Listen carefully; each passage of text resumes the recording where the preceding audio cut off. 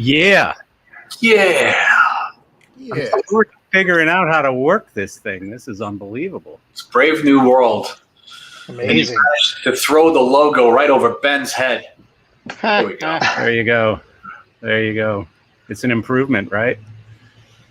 How you guys doing? Nice logo. Yeah, I like the logo. I like the intro. Nice job. The logo was, I think it was $12 on Fiverr or $14 or something. So A whole 14? I covered that. I covered it. What's it? Cheers, fellers. I know 2 or 3 people are trying to get in. Cheers. Eric, why did you have trouble? The link you sent, because my default browser is Safari, right? So it crashes on Safari, and then I had to go to Chrome and then copy and paste the link you texted me. That's really interesting, because I realized I'm on my laptop today. I'm on my phone, and last week on my laptop it wouldn't. I had to do the Chrome thing, and yet here I am on my phone on Safari. So like mobile Safari. That's weird, man. Fun. So mobile Safari must be fine, or I should say, that mobile is Safari weird. is fine. Yeah. Well, I know Steve Warren keeps texting me. He's trying to get in. Oh, great. And a couple other people. I don't know. Who knows? I mean, he might have, some kind of weird space computer thing or something. I don't know.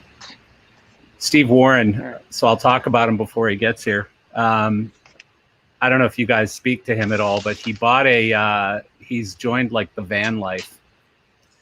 He bought like a Sprinter van, like a converted Sprinter van, motorhome RV thing. RV, yeah. And so he's You got like an that? office. He's got an office, and he's got like a D9 console strapped to the roof. And I guess what happened is they sold their house, and he was going to live in his daughter's house because it's for sale. And they figure, we've got a year to put that together because it takes an eternity to sell a house in the UK. And they sold it instantly, and it's closing like in record time or something. So he's like, "Oh shit, I need someplace to live."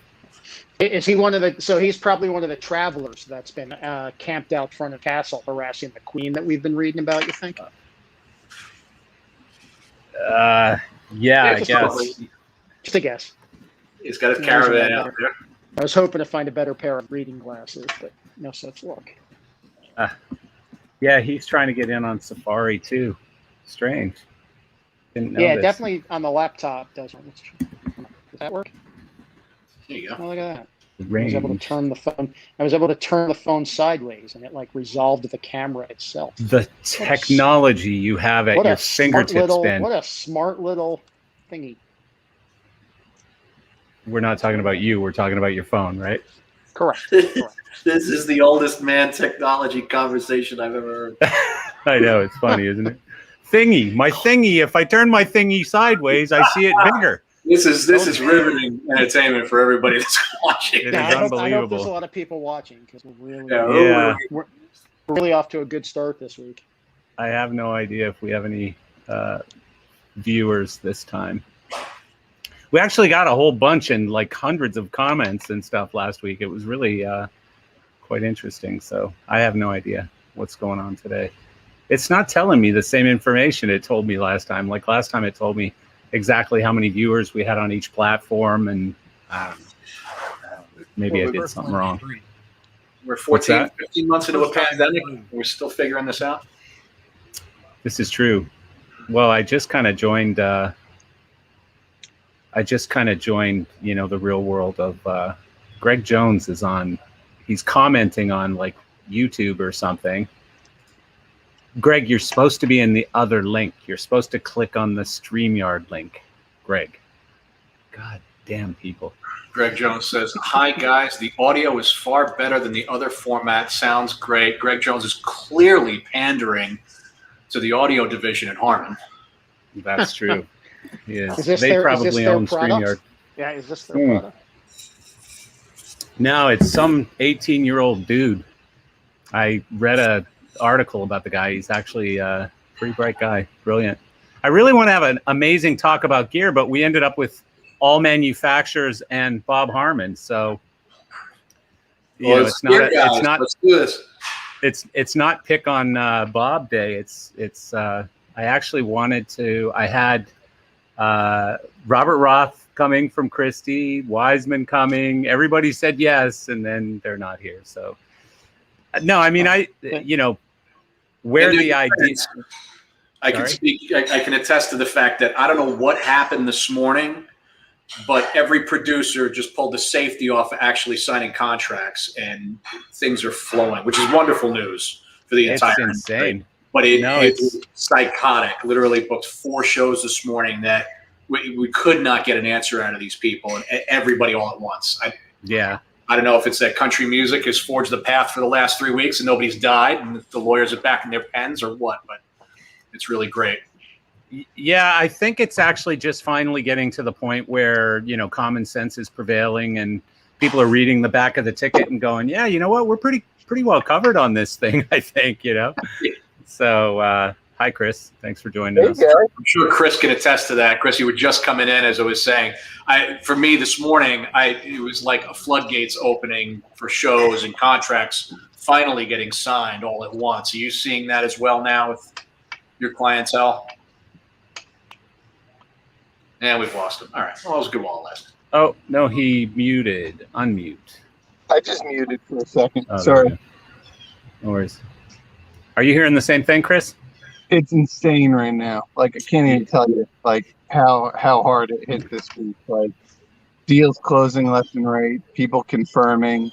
But actually closing for a change as opposed to right out, we're going to do it. I was talking to some other reps today that were just like, yeah, and I've got people that have confirmed for Friday that just yanked it because they couldn't get their act together, But today is like a whole different deal. I don't know what happened. Yeah, it's bizarre because I am. There he is, Mr. Warren. Hey. I've been, for 15 months, I've been just getting calls from people who are like, I'm bored. Can you talk? And now it's like I actually have things to talk to people about, and I'm trying to get in touch with them, and they're like, I'm booking 5 shows, I'm booking 3 shows, I got 14 things going on, and so I mean, it's obviously exciting times, and I don't know, Steve, if you even know what's going on with the vendors in Europe right now, but are they starting to see similar activity? I think we're in the most crazy situation, Marcel. I noticed today we're at 0 deaths for like the third day running within a week, which is fantastic news. At the same time, every single conversation you have, centers around this 21st of June is supposed to be our unlock date. Unlock for all the venues, unlock for the nightclubs. And every single person you speak to is going, no, that's not going to happen. Speak to financial people, speak to LDs, rental companies, and it's really like, I'm looking like they've just leaked this so many times in the press just to like let us down gently. It's just, it's beyond frustrating, man. So it's not the same. It's not the same in UK. We're having quite an uptick in business, and I think that's because people have felt really confident, started to make moves, started to put things in place, and it could be devastating. It might only be a 2-week delay, but it's just sort of shaken people because we were on track. We had this 4-step program. It was going through. The last of the 4 steps was June 21st. So we'll see. We're just counting off each day that there's no negative announcement. Really. Right. What were you going to say, Eric? No, I was saying I hear the same thing from a lot of the customers I've spoken to this week is things are finally signing and contracts are closing, and now the bad scramble is finding people. And and obviously we've done a lot of overnight shipments this week because people need last minute things. And thanks, Eric. You're welcome. And but that's the reality is, I guess we need some of this stuff, and we the show is happening Friday, so I think the reluctance has been, everybody's been, what Steve is experiencing now, everybody's been really gun shy to pull the trigger on things because nobody's willing to commit because everybody's afraid another wave's going to hit or another, extension of quarantines. But June 15th is the magic day here for California. Right. And if you look at what, we've been watching the hockey, like in Vegas and Utah or in Denver. I mean, there's 18,000 people at these games Florida. every night. And it's in Florida. It's been nuts, So I think everybody's finally said, okay, there's no turning back now. We just gotta move forward. And that's what we're seeing. Yeah. The meat carts are out in Times Square. So that's the beginning of the end. If they're gonna put raw meat on top of a little stove thing, they gotta sell it. And those guys are broke, so they're not making it unless they're selling it. And there's tons of people in Times Square today. Packed. Yeah, totally true. Dearson, what Dearson was saying makes is something that I've heard over and over too, is that, like even just a week ago when we spoke, people were still saying that, they're getting a lot of deals, but nobody's signing contracts. So a lot of dates are booked, but nobody's signing contracts. Now they're signing contracts. And it seemed to be, the deals seem to be closing now. Like I had 2 big theater shows closed today. And they I was waiting for them to get back to, I was kind of waiting on them, and they're like, I need a revised quote right now. And then I can confirm this, all of a sudden people are like, oh my God, this is not going to actually happen if we don't pull the trigger. Yeah. Well, so Eric, what you were saying is interesting too. And it's actually, here we go, a new banner. Let's talk about gear. So, the thing, I had this conversation earlier today. It's really weird because we always talked all the way through this thing, how everything was going to go. And we kind of went, well, I think it's going to do this. Then I think it's going to do this. And Eric and Ben, you're both part of this group that we talk on, which is now called, what's it called now? The motherfucking middle or something. I think it's called the motherfucking middle.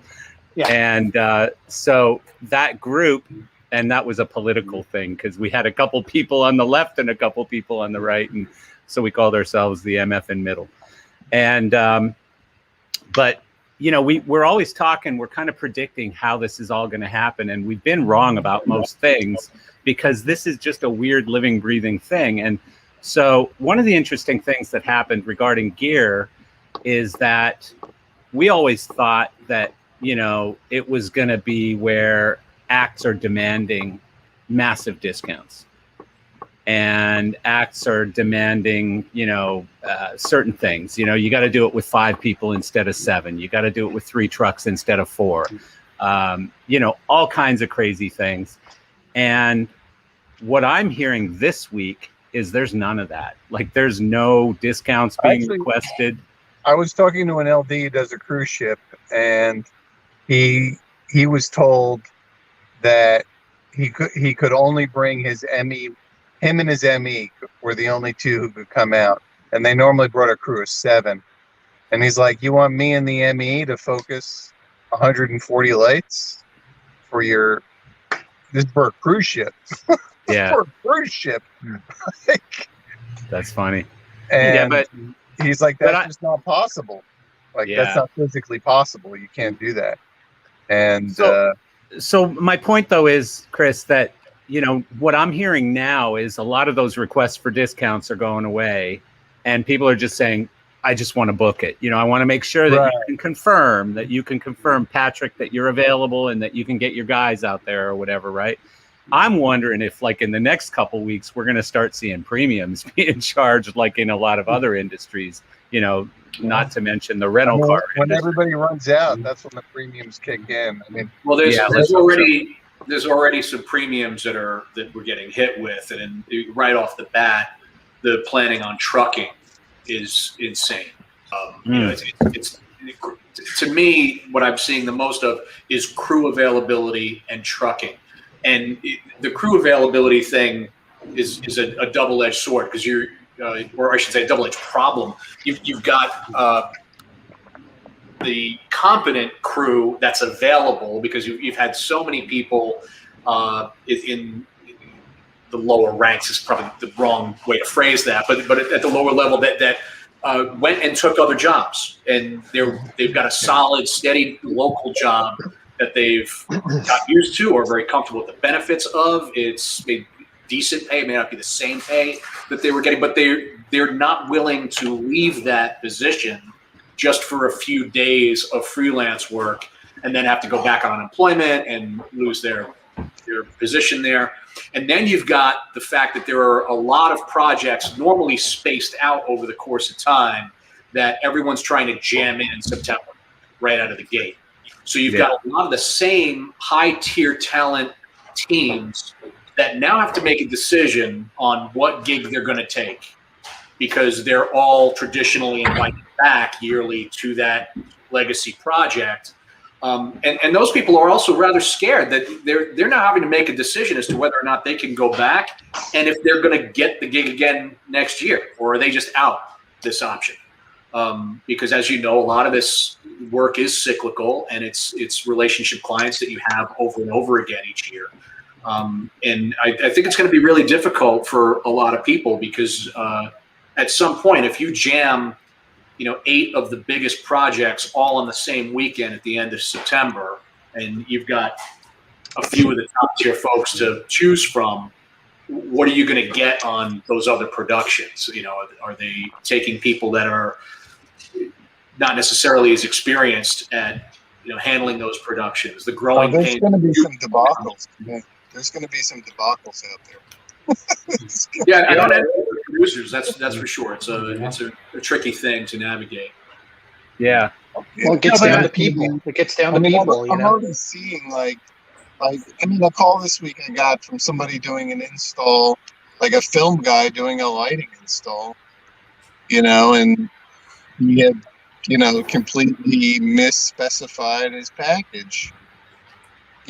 Nice enough guy, but he had no experience, and he didn't hire like a lighting designer to come in with him. So he had all these, he had all these giant wash lights, and then couldn't see any beams of his profiles, and he couldn't see any texture or anything like that, and he freaked out.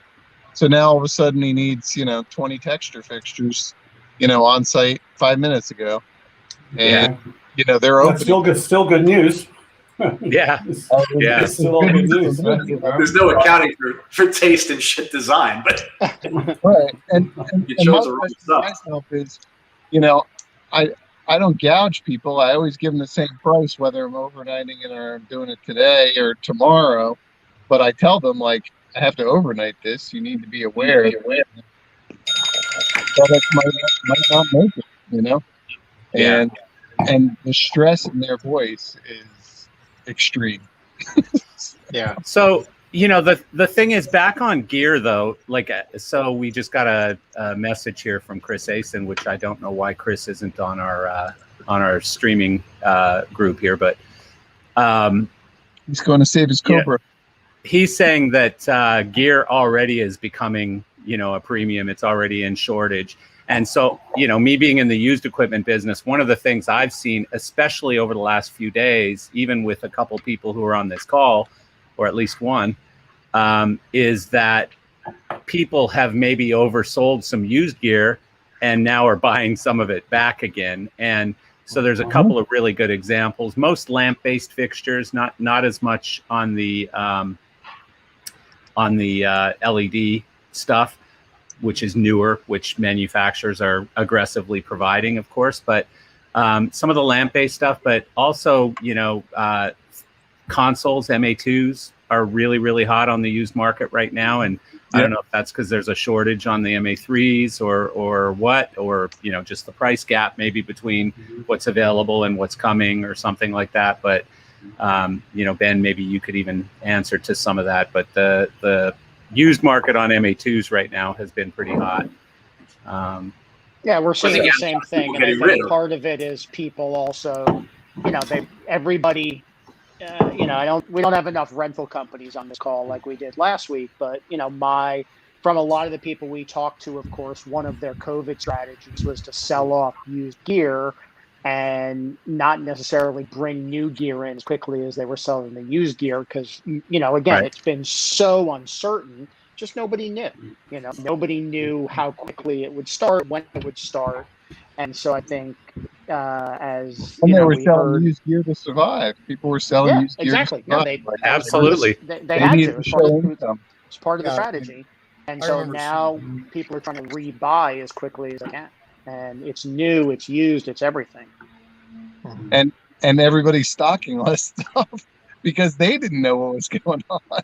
Yeah, well, Well, you know, yes. speaking for, you know, and I know I can speak for who else Eric's here, Steve probably too, is as the previous 12, 13, 14, 15, as previous 15 or 16 months, we certainly had shipments coming in right before all of the lockdowns started that we've been sitting on for 16 months. So obviously we're looking to sell inventory too. We're looking to sell equipment too. So it's an interesting time. Although there's also this component shortage, and I don't know how that's affected you guys, but this sort of global component shortage with us in the control side has been a really big factor. And it's been like this sort of perfect terrible storm that there's no demand, and then when the demand starts to return, suddenly there's a global electronic component crisis. So what happens is you end up just paying more for everything because you're buying That's it a on great point. You're sort of buying it on a point. commodities market. You're buying it like, whatever, coffee's going up, except it's op amps are going up. And if you need them, you need them. So you'll pay to get the product out. So, and that's been quite a hit for us because, we've seen our margins, your margins get eroded. And certainly over here in the UK with Brexit thing being sort of rolled in under the radar while everyone's distracted under the COVID situation, but that ain't helping either. Well, and then you've got bitching, this, but it is what it is, and right. We'll still get over it somehow. It is what it is. Yeah, we're still in the industry of people that make shit happen. Sorry, Marcel. Yeah, exactly. No, it's all good. No, but Absolutely. The funny thing that I was thinking about the EU is you've got this new EU passport thing that's being pushed out.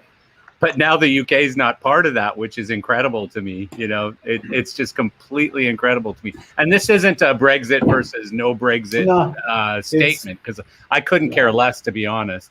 But that's because you're in the States. I wish I was in the States. Yeah. Well, trust me, we're gonna have some Texits and Flexits and New York zits and all of these other zits in the States too. So we got a big flow of it. Yeah, exactly.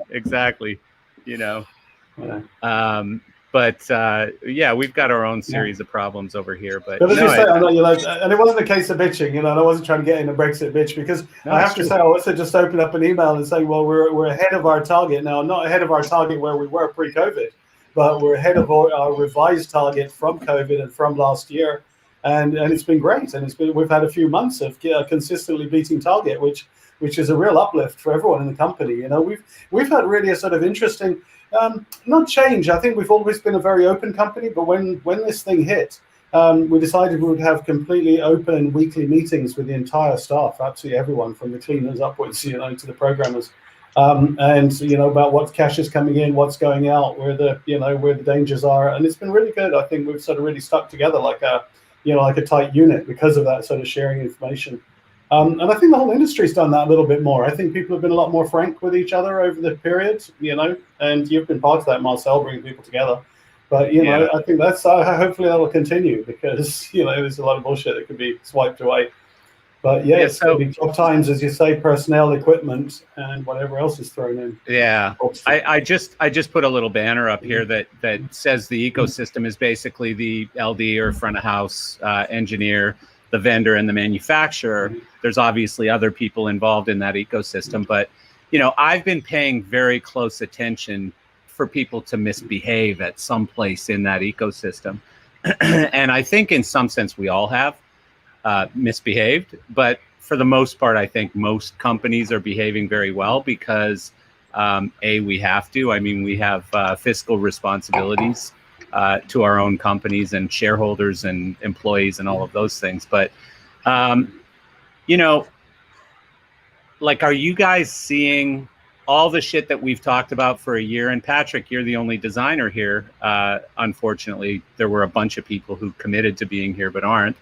But are you basically seeing that from the design side, it's what we've talked about all along, where you're trying to use what's in companies' shops?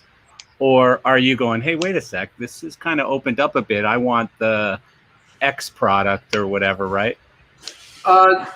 Not particularly, no. We're still very much staying I mean, internally at the activity, we're staying the course product or whatever, right? staying with what's in stock. Particularly, no. We're still very much staying the that's somebody talking to her. No, I'm just hearing an echo. Yeah. But what we are seeing is a lot of vendors, as we say, had gotten rid of stuff and are replenishing it. And so there are some new options are open to us as we start putting these things out to bid. So what's been a little surprising is hearing back from the various vendors who were saying, hey, if you want, we've got XYZ new types of units if you're interested in using those, or are these acceptable for the substitutions? We know you wanted the old gear. Did you want that for a specific use or whatever that may be? So, that part's been encouraging, but we've very much stayed the course of not pushing any vendors into having to go back and buy new gear just for a specific project. We've had a few instances throughout the pandemic. Like, for instance, we had one where we had a corporate broadcast shoot. We had to utilize a mixture of local vendors because nobody had the film stuff we needed, plus the sort of live automated stuff that you wouldn't traditionally use in a film shoot. So we needed to manage the various vendors that were going to be integrating the equipment. And one of them came back and said, hey, listen, we don't have anything. We didn't have any framing units in their inventory because they were a smaller shop that didn't necessarily need that type of feature. And they said, well, we actually want to add these. What would you like? If it's something reasonable, we're happy to pay the money to bring it in right now, and you'll just get the first use of the units. And so we've had a few of those instances, but they've really been few and far between. Yeah, it's an interesting thought. Chris Asen, I know you're for the most part more on TV and movie stuff, but I mean, are you seeing people demanding new technology, or is it more where they're saying, hey, let's work together and try and figure this out? To be honest with you, we had, our main goal was to use our own gear, but through many of my designs, we've actually reached out to Eric and a lot of the manufacturers to get the product that we need, because some of these are pretty extended term rentals. So we've seen both sides. I've designed with what we have, and I've also designed with what needs to happen, and we've reached out to the manufacturers and gotten what we needed for specific gigs. And it's worked out well. And to be honest with you, the gear is going to be tight here by August, the end of August, middle of August, through the end of the year. Gear is going to be tight. Yeah, I've gotten a few calls this week, so you guys know too that dealers are coming to us saying, okay, if I need this in September, October, will you have it? Yeah. And I've been telling people, unless you order it this week, I can't guarantee that, because the lead times from our suppliers keep getting extended every week. And it's not just components, it's the shipping delays, it's a lot of things. So and we're just overselling right now. We're selling more than we thought we would, because it is coming back faster than we thought it would. And we've seen the same thing. So we've been trying to preempt our CapEx and stuff, and order the stuff that we think we're going to need here for the auto shows, for all the other stuff that we have coming up. And we'll probably end up doing more orders before the end of this month, just to try and cover it. But yes, gear will be, Robert and I will talk quite a bit, and many of the other dealers will be talking quite a bit to try and see if we can cover these things. It's like everybody has to deal with the Italians all of a sudden shutting down for the month of August. It's great. It's really level. Like the old days, Marcel. Like you're ordering by July 1st, and you're hosed for September. I do remember being told you get nothing in the nerve in August, Chris. Sorry. Does the 25% tariffs with China, I believe it still exists. Is there any thoughts that may go away under the new administration? Not that we've heard. No. Which would So far, certainly no help change in the tariffs. Yeah. But stuff's coming out of China slower because of all the delays. Slower, and now the container costs are double. You know, if you want your container to ship this month from China, you can't pay your normal contract rate. You got to pay whatever a freight forwarder can get you a container space. What are for. containers now, Eric? Is it like 30 grand or something? No. It's if you're buying 1 or 2 containers a month, you're probably paying 9-10 grand to the West Coast. That's it? If it used to be 3 or 4. Oh, So okay. Yeah. it depends. It depends what you're putting in the container. If you're putting mirror balls in the container, that's a big multiple. But if you're putting, moving lights, it's obviously not as big of an issue. But no, but one of our commercial suppliers told me they were paying 14, and it's now like almost 30 grand for a container, and I'm like, 30 grand, wow. The East Coast is more. I don't know what it would be for the East Coast. But is that Florida? Because he's talking about California. No, that's I think their main warehousing is in New Jersey. Yeah, it's a company called MaxLight. Yeah. Yeah, trucking from Chicago to Vegas, our main 2 hubs for lighting has tripled. That our normal shipments that maybe once a week, once every 2 weeks has tripled. Yeah, trucking has just gone through the roof everywhere. Like even for like local stuff, like I try to get somebody to truck it besides my regular trucking guy, and because he's all hooked up. And then, people are charging $1,000 to go to the city. What's driving that? What's no pun intended, obviously. But yeah, Amazon. What's driving Amazon. that? Really, what? Just not enough drivers. It's not fuel costs. They're absolutely busy. Absolutely. During the pandemic, the worst part of the pandemic, most of our truck drivers that we use all the time, we allowed them to park their rigs at CTLA or CT Las Vegas, any of the parking lots. It's empty. I mean, there is not a truck. We usually have a truck sitting there ready to go to Chicago or to Vegas from LA or Vegas, and they're empty. We have to call. I talked to the drivers I know who I've talked to said they're doing shipments right now for medical. They're doing medical shipments right now, food shipments right now, and they're all making more money than they were making doing entertainment. Yeah. We have at the end had of the to we've had to have our drivers stop hauling that stuff so that because all of a sudden now we need them to move gear for our shows and they're not available. So now we're just dedicating our drivers for our gear. Oh yeah, because Mark, and that Mark, way you made a comment on YouTube that you said you're getting crushed. What's that mean? Just the amount of in the last 3 weeks, the amount of inquiries for shows between audio, video. Poor fucking me.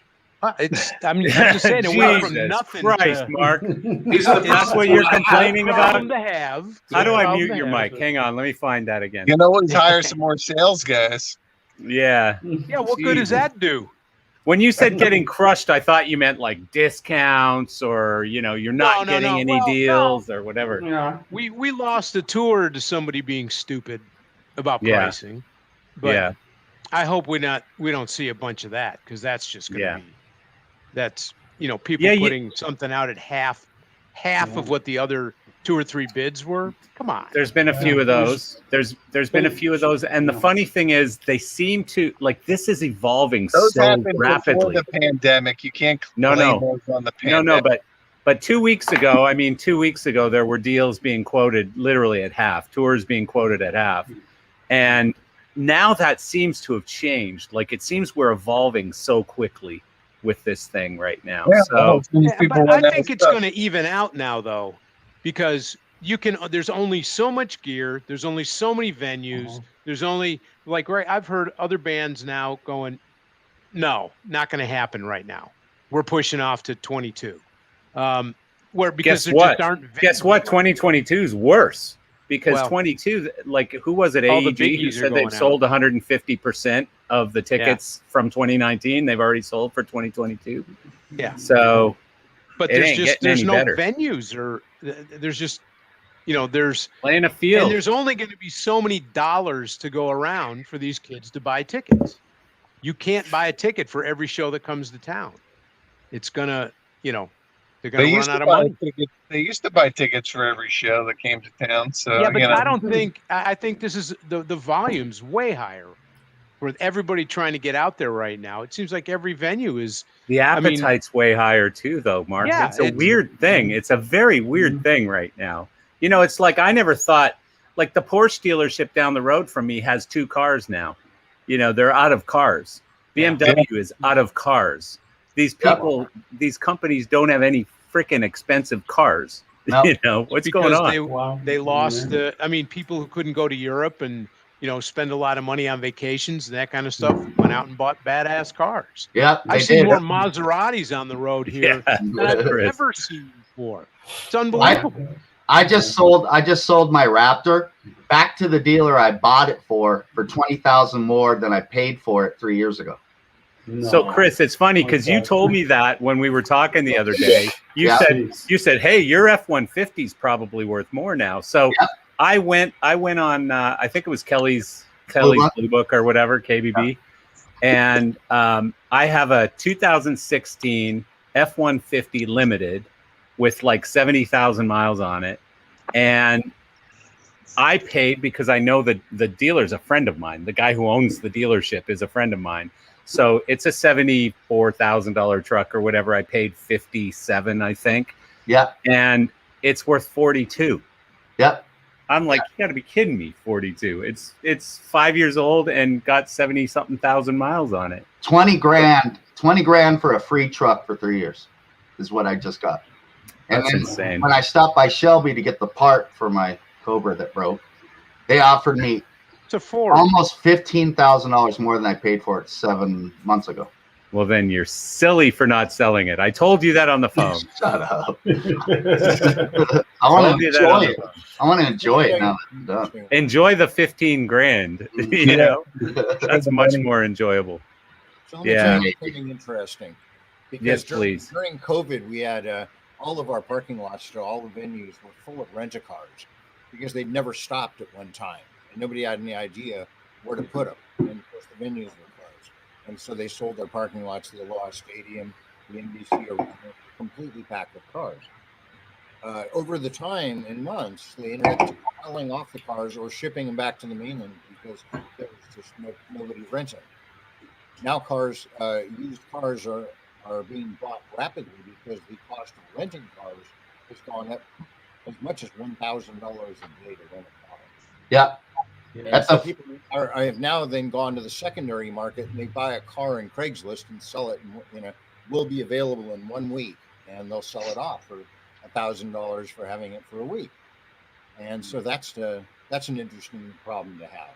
Yeah, Ford. When I was at the Ford dealer the other day, Enterprise, the local Enterprise, was on the lot buying everything he had used, everything, and not through corporate, just for what they had in rentals coming up.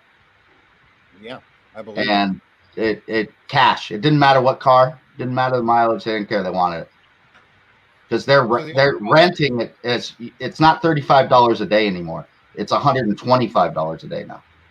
Well, The other interesting thing that happened here, you guys were talking about trucking. Of course, we don't truck Inter Island, although it would be an easy drive if it were. But of course, we have to ship. And our Inter Island carrier nearly went out of business last year because the world came to a stop. Nothing was moving. Is that the brothers? What's the name of that company? The Brothers. What is it? Young Brothers. That's right. Yeah. The Young Brothers went to the state and asked for an increase in their pricing. They were given a 45% increase. And now that container that you used to be able to ship for $2,500 is nearly twice that once you got it. The trucking companies that are too busy what they want. My own truck that I used to be able to ship for $7,000 is close to 11 grand.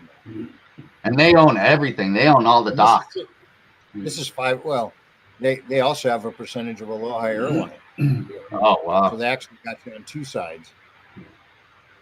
Wow. But Let's talk about gear again, because that was the focus of today. Yeah, well, I got some I mean, questions. this is all the focus, though. It's all so interesting because it's evolving so quickly, as I was saying earlier. And I mean, you know, again, me, Eric Loader, Ben, John Wiseman, and John Featherstone would sit and have these talks on my podcast about how things are going to go. We were making predictions, and Eric, I'm sure you'd agree that most of our predictions were wrong. I mean, some were absolutely correct, but you know, one of the biggest predictions again was that we would all be discounting heavily, and there would be bottom feeders in the market that were just absolutely, you know, screwing everybody out of the deals, both on the manufacturer side and on the vendor side.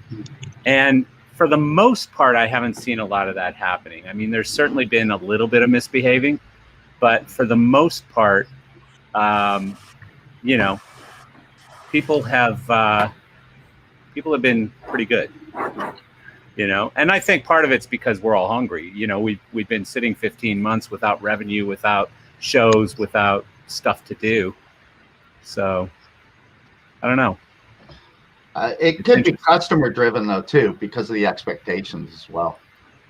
Yeah, you know, I mean, they know they need it.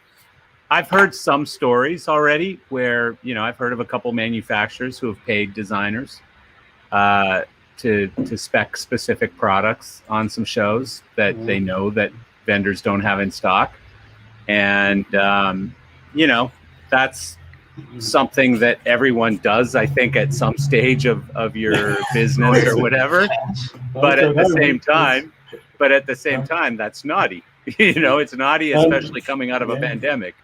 And Marcel, that's properly naughty. I mean, when you say everyone's done it at some point, I don't know. I think maybe I'm a bit naive. You know, am I missing out somewhere? Or, but that's sort of never been on the agenda. But it was interesting because you said that the other day, and I thought, wow, that's quite a serious allegation. You know, and here you are saying it. But I'm just the reason I'm bringing it up is I spoke to someone who's been very significant in development of products over the sort of past years, and he always seems to have his finger on the button. And I spoke to him, and he's an English guy.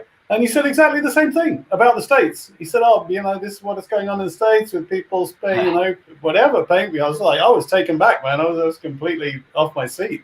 I was like, how the hell? You're hooked up. Yeah, I mean, because I was shocked. It was the 90s. And it's completely out of order, isn't it? I mean, if there's anything out of order, I mean, for fuck's sake. No, but the thing is, expense account. Yeah. Just come back to bite you. The thing is, though, Steve, I mean, we can pretend that we've never done it, but you know, at some point, like even if you look at, I think it's Clay Packey who right now or last week was having a big designer symposium or whatever they call it. The thing is, when you're flying designers to see product, is that payola? I don't know. I mean, sometimes that could be considered payola or whatever, right? So, you know, there's always going to be incentives. They're flying them to. Flying them to Italy? Yeah. Yeah, but that's a little bit more gray, isn't it? Taking people for trips, and they're all doing that now. I have to say, I just missed the interesting part, because here you are having this conversation, and halfway through, Siri went, I don't have an answer for that. I said, I wasn't fucking talking to you, Siri. It is... So, and it came back again and said, I don't have an answer for that. I'm like, that's funny. as I reconnect my AirPods. We don't have answers either, Siri. I didn't realize Siri was in our conversation. You know, if you could have answers. That's funny. Siri's always in your conversation. Her and Alexa are both Steve listening. has triggered the Siri on everybody's calling that's watching. Everybody's devices are triggering now. Oh, that could be good. That'd be funny. Patrick, you have to move over because your head is behind the venue logo. I know. I was just trying to take it in my head. You look like Marshmallow or Williamsbury Deadmau5. My new EDM moniker. Yeah. You could probably there you go. Move the camera. Venue. There you go. That's better. Greg Jones said, "Let's all on the subject, let's all buy a venue and call it the venue." I thought that's what we just did. Sort of. It's a virtual venue. I'll get one piece of entertainment next week, and then you guys can all kick in one, and we'll have a show. Who's going to Perfect in October?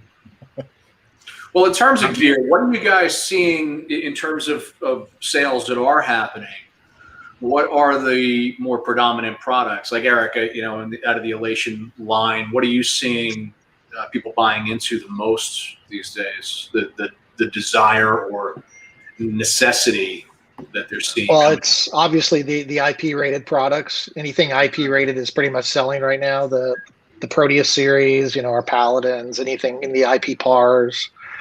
But now we're starting to get the calls from the theaters and the live venues saying, oh, well, we need to upgrade, we need some indoor moving lights. So now we're starting to see, mid-level fixtures, I say, are selling really well. The top end stuff, I think people are still waiting a little bit for things to confirm before they pull the trigger. But, we just put a press release out last week. One of our LA-based dealers who owned already a bunch of Monets, decided, okay, we see things are getting busy. We don't want you guys to run out, so we're going to buy another chunk of them for the fall. And people, we're starting to see some of that, people planning for the fall and investing. But it's all across the board, product mix wise. And Steve, are you seeing that on the console side? You guys are releasing the new line. This is it. I mean, Patrick, to be honest, I keep trying to keep my partner's feet on the floor because this is like the third month running that we've exceeded the monthly targets, our monthly expectation, which I don't normally talk like that. I'm not one of these sales guys, going, oh, we did this, we broke. But it's been a really pleasant surprise. And I keep saying, hey, guys, it could be a blip. It really could. Because, of course, it's like the sales team. Every time you break, whatever, you do better than your forecast, they just push the next month up. So who wouldn't? Yeah. But yeah, so I would ask. I'm really surprised by the confidence returning so fast. Eric, have you adjusted 2022 numbers yet? Up? 2022? Yeah. No, but I can tell you we're ordering for 2022 already. Yeah. And, we're ordering key components. We're ordering, we're planning for 2022 already. I don't envy you at all because 2022 could be this or it could be this, and it's a tough job that you're in right now, man. I don't envy you. Well, the crazy part is the first quarter of 2020, we actually did amazing, right? Yeah. And then just the wall fell off. So we're not caught up yet to 2020 this year. We're getting close. Yeah. And Eric, isn't I was going to say, sorry, I was cutting in, but I really wanted to say it amazes me that customers don't sort of pick up on this. Now, I don't expect them to pick up on this because it doesn't suit them, but they still think that you're a shop, don't they? I bet they still think they can come in and just get 20 of these, 30 of these off the shelf. Well, they're used to that. Well, they're used to that. This is it. But when you're ordering components and we're being told, we're quite often getting lead times of anything you like, 40 weeks, 52 weeks. I mean, when you get told 52 weeks on a component that will block your production, then you have no choice but to order it. But of course, what's funny, Steve? On that topic, I was having a conversation with a US-based distributor this week. And one of the comments that was made came from somebody else made a quote or something that said your warehouse inventory, if you're a distributor or a manufacturer, your inventory in your warehouse is basically a picture of your mistakes. Those are your buying mistakes. Whatever is in your warehouse is your buying mistakes. And it's a very, very interesting thought and a good point because we could call it opportunity, we could call it this, we could call it whatever. But if it's sitting in your warehouse right now, you made a buying mistake, and well, you could say that too. I mean, I have month to month. It's the same. An empty warehouse is a happy warehouse at all times. Well, and nobody's going to be perfect, right? It's impossible to have exactly what everyone needs exactly when they need it. I mean, that's pretty tough. So. Hey, by the way, before I forget to tell you guys, Winky from Tate, or they're still called Tate. Winky and his wife, what's her name, Candace. They have a podcast, and I forget what it's called. I'm sorry, Legends and something or other. Legends and Lifestyles. Legends and Lifestyles, exactly. But Nick Jackson was on there this week. Nick Jackson was on it this week, and it was really interesting. I was a little bit pissed off because I've been trying to get Nick on Geese of Gear for a while, and he said, "Oh, I'm far too fucking busy." and all of a sudden he's on Winky's podcast. But really good. I mean, I love Nick Jackson, and his story is incredible, and it's you know, it's a great story to hear. So I suggest you check it out, and anyone listening, check it out as well. Yeah, Nick Jackson is just one of the most amazing people on the planet, much less this industry. Is really well. The fact that he's bought and sold his company 3 times or whatever, you know, from a business mentor side, yes, but as a human being, just one of the most amazing. No, he's incredible. Yeah, he's incredible. So, you know, I think there's so much to unpack with this whole gear thing, because, you know, again, I'm so curious every day. Like, I'm constantly talking to Wiseman, and I'm talking to Robert Roth, and I'm talking to anybody who's quoting tours that are going out, and I'm going, what's happening now? What's happening now? And it's not because, you know, I'm trying to be Mr. Know-it-all or anything, but I'm authentically curious about what's going on in the industry and how we're behaving as an industry right now, and whether or not we're taking care of the ecosystem. And are any of you guys seeing pieces of gear that are not necessarily what we call a luxury purchase, but a necessity purchase, that are new pieces that have been going out? You know, I've take like the new thing we launched from Just Networking came out with their The Bridge network device, and you know, that's been starting to sell like gangbusters, because people are needing something like that for so much of the remote work and the network security, things like that. Are you guys finding who's been crazy enough to launch something new right now? So, apart from us. Apart from you. We're launching some new stuff. What do you got going on, Eric? I mean, anything you can tell us? Yeah, I mean, we just launched a new LED par. I mean, it's not it's a price point wise, you know, a middle product, but it's pretty cool. It's pretty cool as far as LED par technology. And there's a lot of people that have had, you know, LED pars 3, 4, 5 years now and are looking to update. So we're pretty excited about that. We're going to launch it at our tour that we start next week, our on tour that we're doing. And that's, you know, just ramping that up and trying to get feedback of how many we need to build for the next 6 months is going to be the challenge. It's called the KL par. So KL short for key light. So, you know, basically you can use it as a key light, any dynamic white color range you want, or full color, you know. You have the KL panel too, right? We have the panel. So it's our KL series. Yeah. So this is the par. And it's basically compared to a Source 4 par as far as lumen output. It's actually a little bit higher, but much brighter in colors, and, you know, 96 CRI. And it takes also compatible accessories for that par standard on the market. So pretty excited about it. That's cool. I think there's been a lot more new gear than people expected was going to happen, given our situation. I think it's a testament to a lot of manufacturers that they managed to forge through and stay on that schedule. You know, we've certainly, you know, Steve Warren with Able Lights has got their new D series, the D9 series consoles, which is very impressive.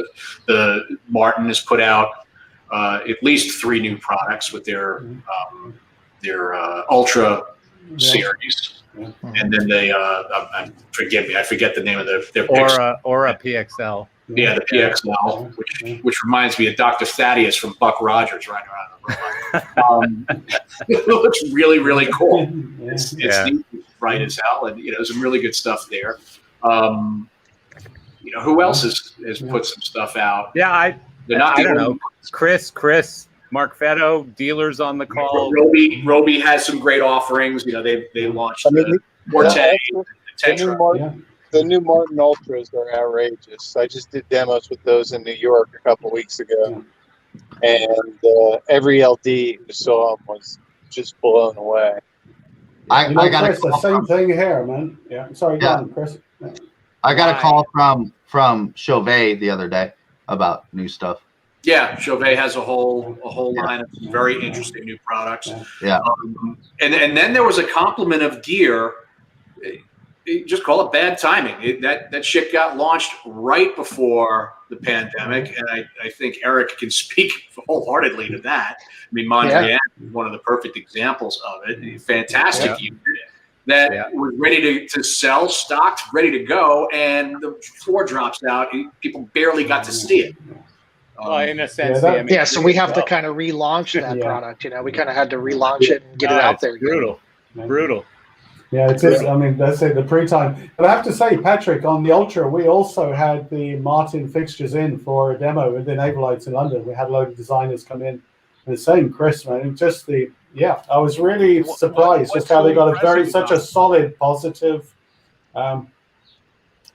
They seem to have fitted everything into the fixture, and they don't have two different series like you have with Ayrton or where you're having all of these subsets of fixtures. They seem to have put an awful lot into one fixture, and the designers seem really appreciative of that, not having to. Are you just saying it's less shit that you have to build into the board? Yes. Steve, is that what you're saying? Do it for us.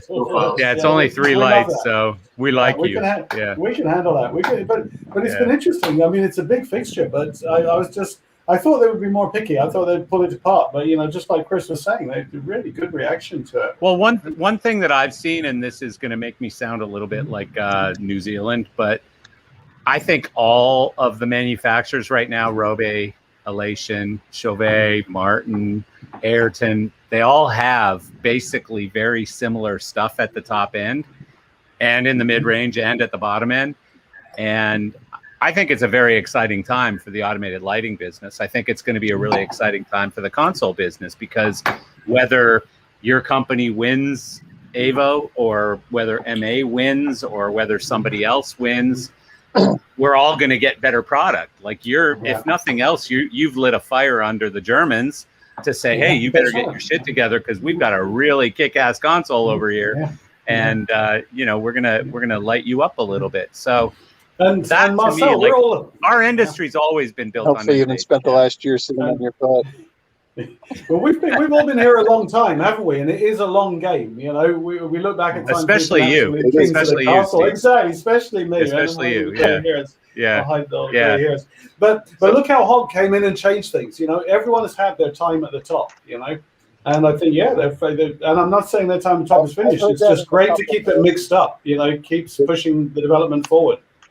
Yeah, people are looking at a lot of torches starting to change in certain areas of markets. And I've had a few conversations with people who are like, the vibe right now is the same as it was, like 10 years ago when everybody, when the power struggle between companies, the manufacturing companies shifted and different people moved to new slots.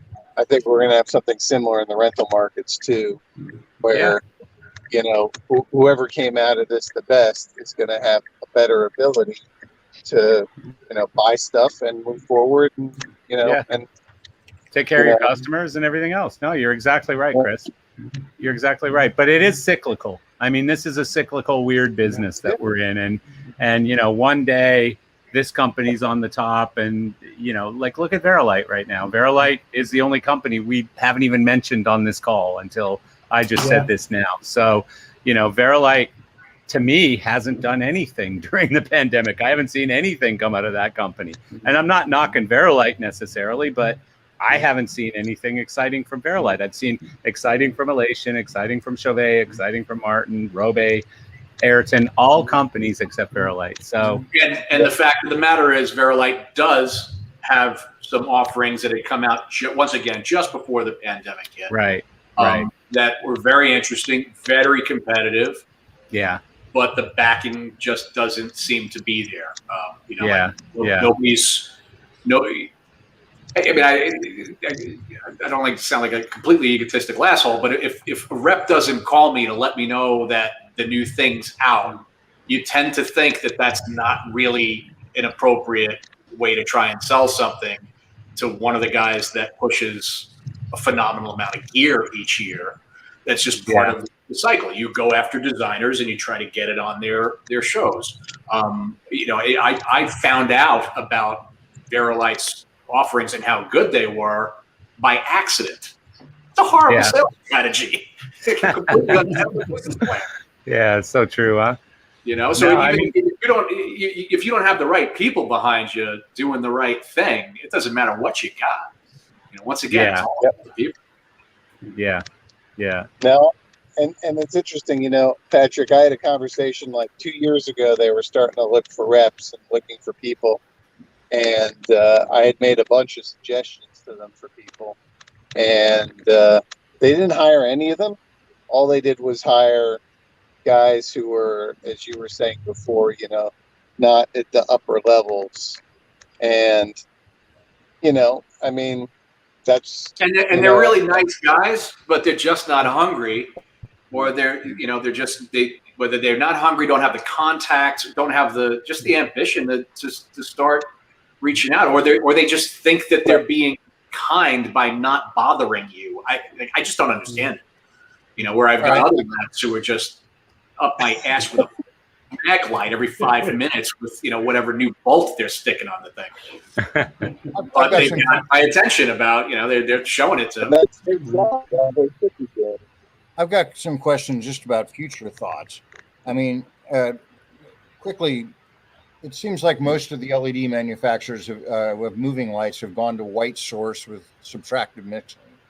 Is that true? Is that you know, it's like we're hailing back to subtractive as something we know about and we know how it mixes color. Is that where it's headed? Well, sadly, the moving light guys have left. So Well, both but Eric here's- and Ben yeah, are gone so- now. So that was I mean, something that From was what one I of my can questions. see out there, yeah. So I'm going to lay out a few of them, which are just future thoughts of curiosity, because I'm guessing that the arc lamp is done in the next generation. That LED is kind of it from now on. We finally have these white light engines that can handle it. Right, except for the price and whether that price will come down. But yesterday I was color correcting some moving lights and the like with a Luma adapter on my iPhone, so I could do color correcting. I could get rid of minus green and all that by bringing a hair of magenta in and the like. And I was wondering, with the onset of RDM, how come a console or a light with RDM can't have that meter built inside? So when you say I want 3200, that it reads the output after you mix for a moment, updates your preset, and you have a true 3200 as opposed to some number that you've got. There are some fixtures out there that already have that. There have been some legacy fixtures that have tried it. I want to say it was it Comar that was originally doing that? Yeah, Chris shaking your head. It was the CF range, I believe. One of the later ones. Yeah. Was able to. It had an optical sensor on the front end where it was catching the light and was able to match across units. And it would also catch the same color output. So the foot candles matched between the different ones. So the white was the same foot colors as the red. Yeah, No, but it's an incredible question, really, Bob, because honestly, in architectural lighting, we have these things, but in entertainment lighting, just out of pure horsepower, we've gone to a white engine and then subtractive color mixing. But it's an incredible question because I don't understand, like, you know, ETC on theatrical fixtures is using, what are they using? 7 colors or 9 colors or whatever on LED? 7. No, 7 I'm colors. stop you there for a 7, second, yeah. because I put this inquiry out to some people who say that if I have a 7-color unit that I'm trying to match with what I have on tour, I'm completely frustrated because my color mixes are Well, use a sensor. Use a sensor. It's easy. Yeah. If it had a sensor. See, now that's the trick, is if there was the opportunity, even with LEDs, with your RGB gun, etc., they're going to age at different levels, and some of them are going to go out sooner than others. So even the bulb degrades, we're kind of used to that. As the LED fixtures become, particularly in their second and third generation, or they've been installed for a period of time, maybe isn't quite the same mix anymore. Wouldn't it be cool if online, in the fixture, you had the adjustment that would talk to your console and adjust your mix on the board for your update of your color palettes based on the age of the fixture? Honestly, there's yeah. absolutely no reason we don't have that right now, Right. because that So- happens already in commercial lighting fixtures and architectural lighting fixtures, Right. but not in you- entertainment. So you essentially have Pantone colors that you could select for your show. You could come into my rig in Honolulu and go, oh my God, I got all these different fixtures. Wait a sec. I have the opportunity to go on my board and go, oh, individual fixtures with RD. And maybe this is 10 years out. And that's what I'm discussing now is the future. So Yeah. in using the question, the ability to go, okay, I have all these different lights. Do you have time right now to update your palettes to your fixtures to your palettes? And you could say, yes, go get coffee, come back, and each fixture is walked through and done its own mixing, and you're done. Red is red across a I see no reason why we're not there right now, Bob. So That's that an would be- amazing point. But the same with the degradation of the LEDs, the sensor would degrade just as bad. With dust and all that. Not necessarily, no, because again, in commercial fixtures, we've already got this, because what they're doing is they're using lousier binning, basically. So in a lot of commercial fixtures now, they're using cheaper binning. And so they're using shit LEDs that don't have, as good what do you call that? Where they're not all on congruent across Spectrum. patches. Exactly. I knew Patrick had come up with a nice for this. Patrick would come up with an explanation, right? Sorry. Yeah, but the thing that they're doing is they're using cheaper LEDs, and then they're introducing red to bring up the color temperature, or to bring down the color temperature and make it warmer, and then they match across the board, right? So we can absolutely do this. And, we haven't for whatever reason. It's always pissed me off. I mean, it's such a great point that you've made, Bob, because it's pissed me off that we're using white engines and subtractive color mixing. I don't know why we're doing that. Well, one of the next levels of that becomes how close the matches become. And this is most notable at the highest level from a lighting design standpoint, when you're dealing with broadcast camera work and you're trying to get your white balance and your white key light set exactly where you want it, and then have that congruent across the units. And very often what you'll find is no matter how close things are, you'll have weird aberrations like, okay, well that fixture's lens has got some DF50 fluid on it or something. It's altering it just slightly enough where you got to tweak that unit. And the other unit, well, the talent is so close to a scenic piece where they're getting some bounce off of it. It's matching, but it's actually not matching on the face. So when we get that meter right up next to the talent, if it's that critical of a shot, there's still all of these minor tweaking and alterations you need to do. And I think that when you start talking about putting censoring in lights to get things congruent, it's simply a matter of, well, what's the project, what's the application, and how close does it need to be? Because right now we have that ability built into the consoles. Yeah. With cloning and a lot of the very next level ways that console manufacturers are sort of algorithm that cloning, you're easily able to match and get things to where they should be. But is it where it needs to be for your particular application? If Right. Lighting a wedding band at the local shed, yeah, it's absolutely doing it. If it's Bocelli singing in that shed and it's a 6-camera 8K shoot, well, that's a very different conversation as to whether or not the console's pulling it off. So I think no matter how many bells and whistles you end up putting into things with censoring like that, the more critical the application, the more you're still noodling and tweaking. That being said, I think the key to making it work is a standardization.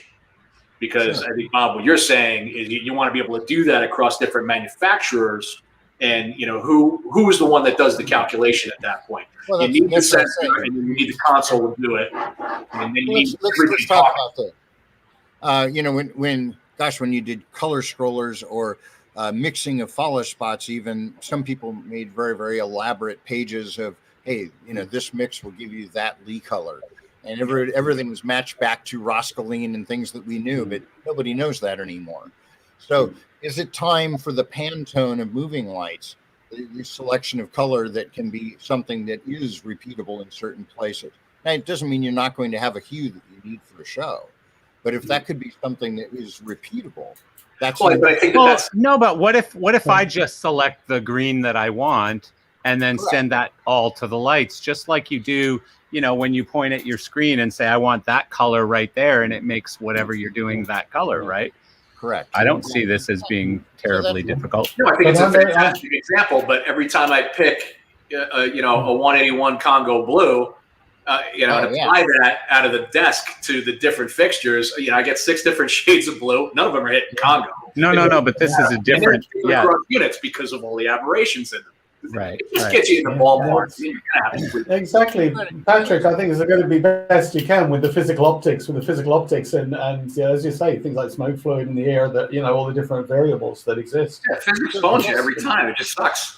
Yeah. Well, one of the things I do occasionally, because I got so used to mixing everything from looking at a white light and adding color, I've started in boards. I actually always put a black in. I call it CMY to black, RGB to black. Why? How about a fixture that the shutter's gone out in, and it won't go off. Absolutely. And suddenly I can go, okay, you know what? I got CMY to black update. That's going to be triggered by a shutter channel, and it's going to go get the hell out of there. But I don't kill it for the show. Now, if you also mix CMY to black and then raise colors out, you'll find a whole nother level of colors and darker ones than you would normally do, starting with a white lens. And So cool that's- transition effects. Right.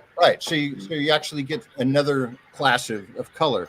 But I actually wrote down a few things, and I just wanted to throw the thoughts out there because I was tasked by Marcel. This is about here. So I wanted to go. So where could this go? So one of the things I'd like to see in a light, it's probably way too much to expect that you're going to replace the rotating gobos cheaply.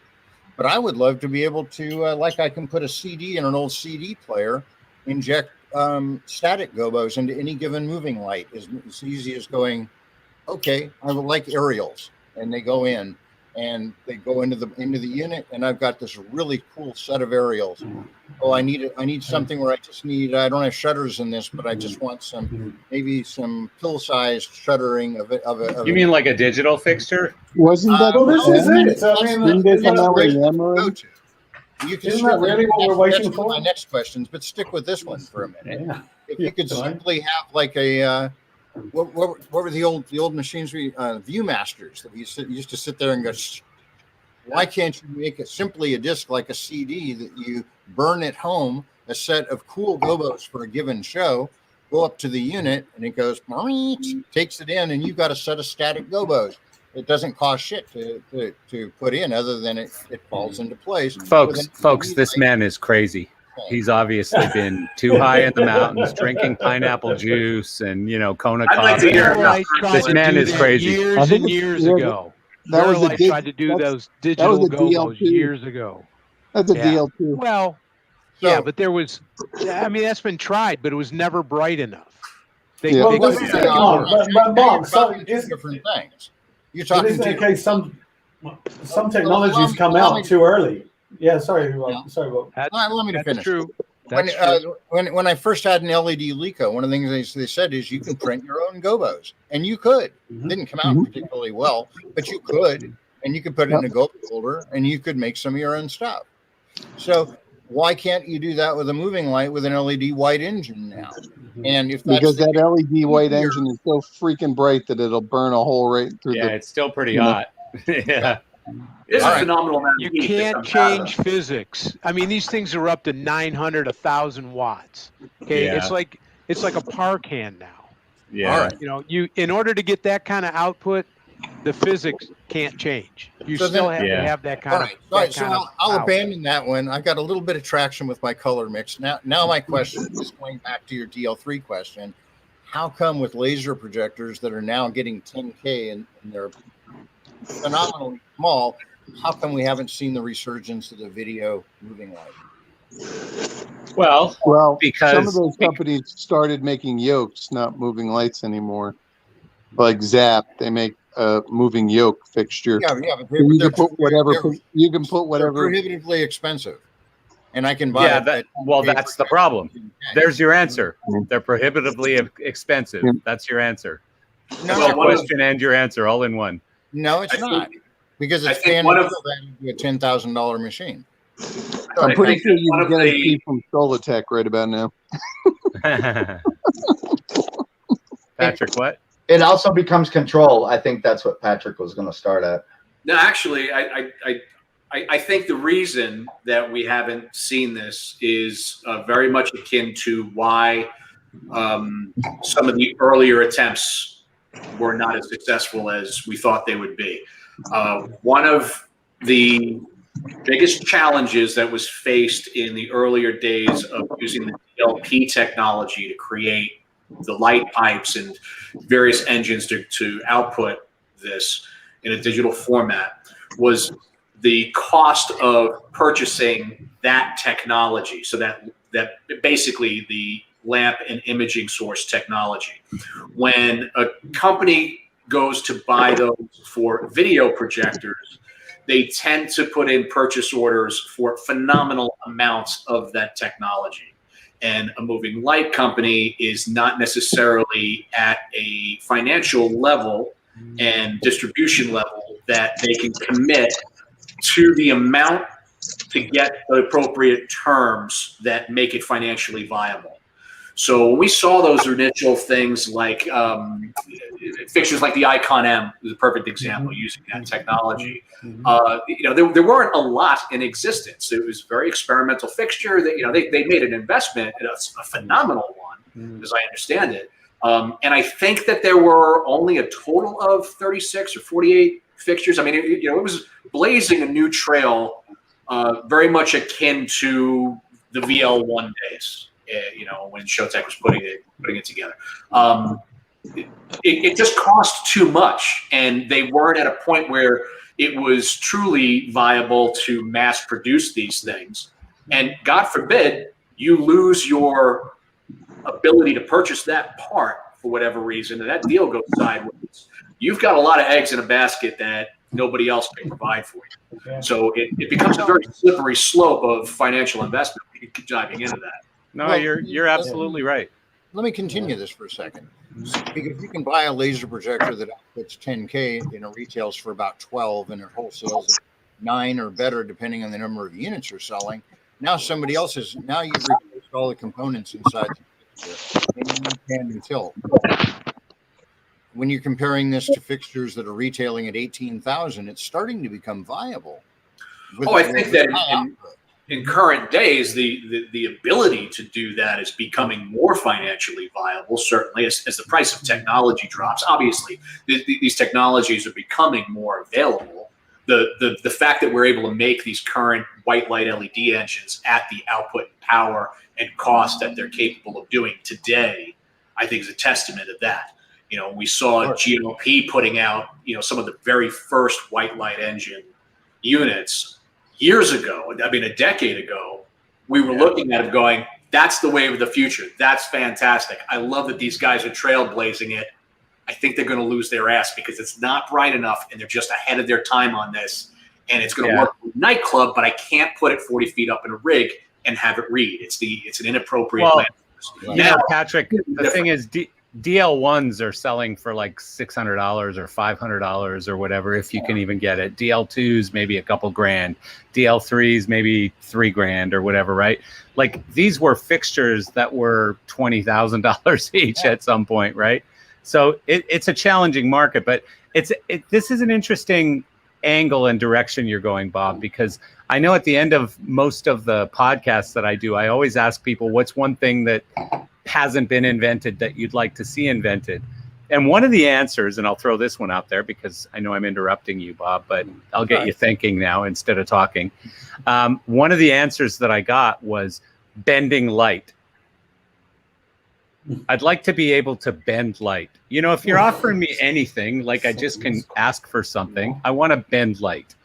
So Patrick, figure that one out. Right? We got it. We sell cans of LumaBend on the website. We've got LumaBand and Beam Away. We'll take the shadows out of anything. It's fantastic stuff. Just go on there and we'll give you a coupon code for it. Yeah. I Yeah. believe it was David Agris's business model. He was Funny. originally coming up with. By the little- way, I do want to mention live on Facebook and YouTube and wherever else we are that I got thrown off of an airplane for wearing your mask last week, Patrick. What? The What? activity mask. Yeah, you were I said, right. but hang on, it's an activity mask, and they're like, I don't give a shit. They did not Change care. your mask or get off the plane. Now, our original masks came only with vents in them, and the airlines don't allow vents, and which is why Crazy. 2 months Crazy into because the that person vacuum- telling me had a mask that like was hanging off their face, not even covering their nose. you know, Yeah, I mean, the whole deal. I mean, at least mine fit me. Incredible. there's no accounting for reason, but yeah, that's why we started making the masks without the valves. They're optional. But man, I'll tell you this: that having a valve in a mask, particularly at festivals, where you're not talking about COVID, you're just talking about dust and particle prevention. When you're dealing in those environments, it makes a world of difference with the heat. It's Oh, I'm sure. Yeah, to exhale that. It's really helpful. I'm sure. I'm sure. Bob, did you have anything else on that crazy list of yours? Well, As a matter of fact, I did. Bob, you were talking about laser sources. What do you think about the Stelos? Stelos. The clay packy, yeah. Man. Oh, Bob froze just Uh-oh, right Bob. there. Wow, Either that or he's I thinking. shocked him so bad with that he froze up. Yeah. I'm sorry. Rephrase your question. What was it? You were talking Laser about sources. laser sources. What do you I think was. about the Stelos?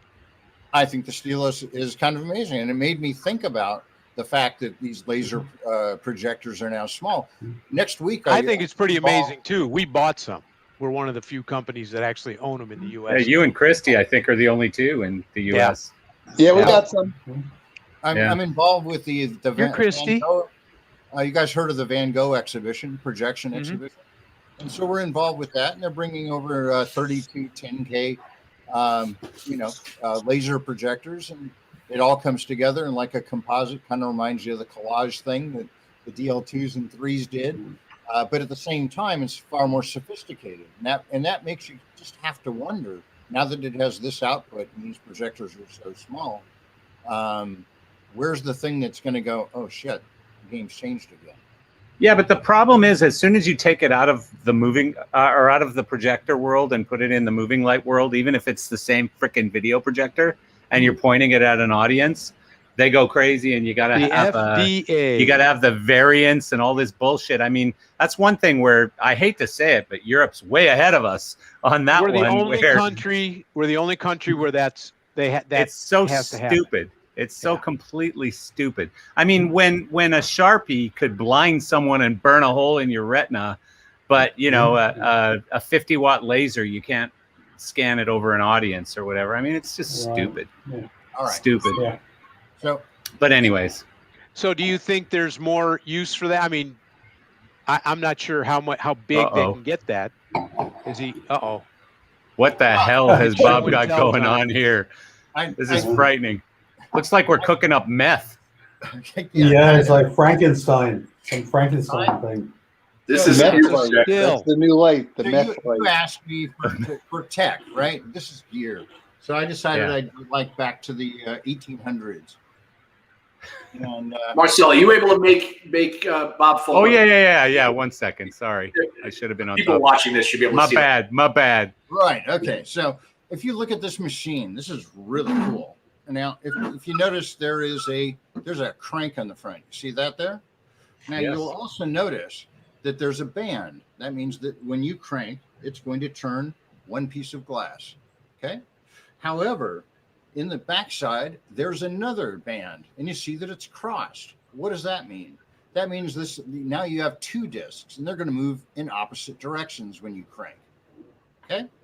So now, once you have these discs, if you paint silver oxide on these discs, and they brush against copper brushes, was it this one here, for instance, if you can see, what will happen is as you provide the energy to move this, that copper brush, each time it comes to a silver oxide break, is going to create a spark. And when you have two wires then that come from those sparks off these leads front and back, which are going in opposite directions. Those charges are going to go to 2 lead acid batteries and back up to the top, and this one's gone, it's broken. But you're going to create electricity. And this is where it started. And that is the machine I brought for you guys to see clearly. It doesn't work? And it doesn't. In fact, damn it. It was broken in 9/11. I was returning, and I had to work. This was a complete working model. Oh, no. And they gave it No way. 35-foot drop test. And that was the end of that. But Boo. one I've ever found that's called a Wimshurst. But because you guys, And what's the purpose of it? To create electricity? yeah, that's the dawn of power, alternating current, how it's going to exist, and that's So just for fun. from Marcel's out of it, this is way after the kite with the key on it, just so you know. Yeah, that's what I was Yeah, wondering. this is way after that, and these are like really groovy because this is a really early welder's bit. So I guess I'd be making my trusses out of steel back then, and quite coolly at that. This is very couture. And I think a couple of people have seen these. I'm going to just show them to you real quickly because he asked me about tech. So I thought I'd take you guys back to 1800s tech. And actually, this would be turn of the century because you know of the battle between It's Tesla, upside down, bud. Tesla with There you Westinghouse versus Edison with JP Morgan.